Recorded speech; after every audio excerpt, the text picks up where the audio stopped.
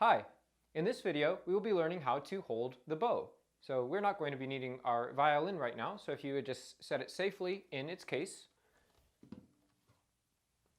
And now with our bow, finding the bow hold is a bit more of an intricate technique than finding our violin playing position was. So what we're going to need to do first is hold the bow with our left hand, like this, just on the stick. We want to make sure not to hold with all the way around with our fingers because we don't want to touch the horsehair. We'll get our fingers and grease, and dirt will get all over the horsehair and it'll turn black and we'll have to get it replaced. So we want to hold it just on the stick like this. Then kind of drape your hand, make a loose zombie hand, let it hang out over like this. Then if you kind of make a loose thumbs down, so step one is we're going to make a thumbs down and line it up right between the frog and the grip. There's a tiny piece of the stick right between the frog and the grip. So if you line up your thumb right on there, and then step two is we're going to make a bunny. So the teeth of the bunny will chomp down on the frog, just like this. So the teeth of the bunny come down on the frog. We want to make sure that it's not hanging over the frog, and we want to make sure that it's not sitting up here. I notice a lot of new students tend to keep the teeth of the bunny up here on the stick. Make sure that it drops down onto the frog. Okay, then our third step is we make sure that the pinky sits on the top of the stick. Different people's hands are different sizes, so your pinky might make it all the way out to the screw. It might just only make it on the wood of the stick. But we want to make sure two things. Make sure that the pinky is not hanging over, and make sure that the pinky is not way on the end like this, like on the back side of the bow. We want to make sure that it's just sitting on top nice and comfortably. So that ear of the bunny, the pinky ear, comes down to sit on the bow. Then our last ear, we call this Mr. Floppy. Mr. Floppy, we want to lay down on his side. He's going to fall asleep and curl. The floppy ear will curl around the stick. So this is really important here, that when we go from thumbs down to making a bunny to putting our pinky on the stick, that the bunny falls asleep to the side.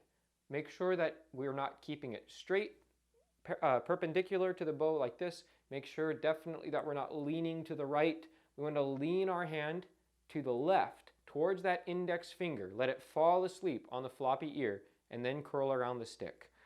If you're having trouble getting to that position, what you need to do is once you find the bunny like this, just rotate your wrist a little bit like this. Just turn it like you're turning a doorknob and let the index finger fall on the side.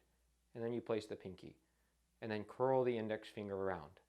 So once you have that, now you'll probably notice that your thumb is curved like a banana. We call this a banana thumb when it's curved like this. So what we want to do to fix this is we're going to pop the thumb so it goes from this position like a thumbs up to being like this. So and when you switch to this position, the tip of the thumb, the tippy toes of the thumb should be pointing up into the stick.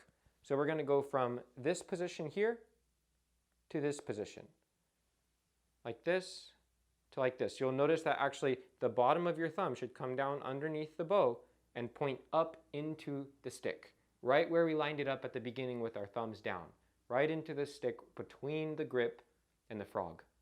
So let's practice this one more time together, and then we'll talk a little bit about bow maintenance, and that will be it for today. So first, hold the bow in your left hand.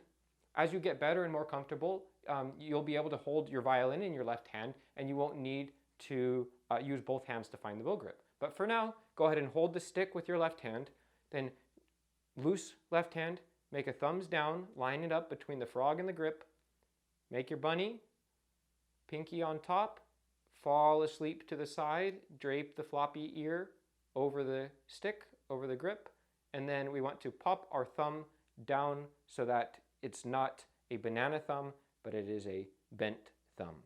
And that's it for our bow grip.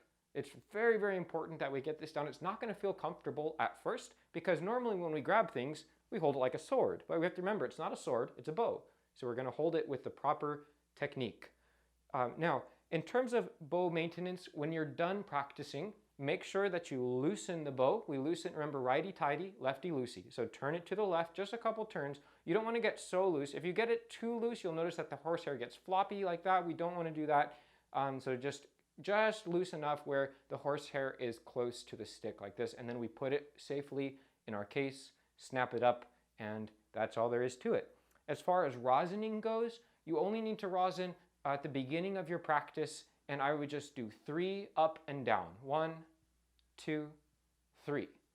And that's all. So finding your bow grip will likely be a little bit more of a challenge than finding your violin playing position. So go ahead and take 5 minutes now to just practice setting the bow down, picking it up, and walking through those steps. Thumbs down, bunny, pinky, Mr. Floppy, and then bend the thumb out. So once you've gone through those steps and you feel very comfortable doing it, then see if you can go immediately to the position. Rather than having to walk through one step at a time, see if you can pick up the bow and voila, you already have the playing position.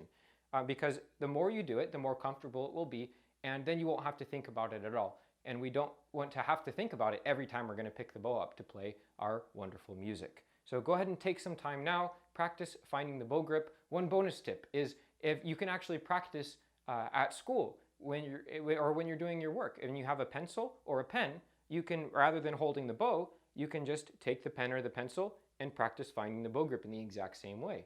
Thumbs down. You won't have a frog to put the teeth on, but just let it drape over. Pinky and Floppy, bend the thumb out. And that's all there is to it. So go ahead and take 5 minutes now, and happy practicing.